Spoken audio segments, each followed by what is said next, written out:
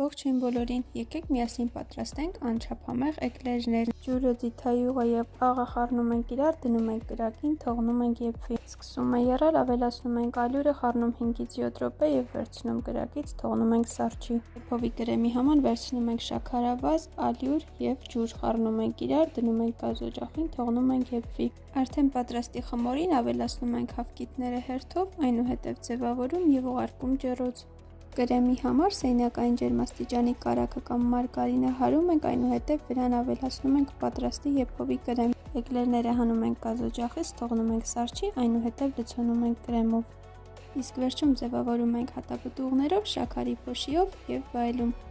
Այնքան նուրբ ու համեղ է ստացվել, վստահ եմ, որ այն ձեզ հաստատ դուր կգա։ Դուք էլ անպայման պատրաստեք և կիսվեք։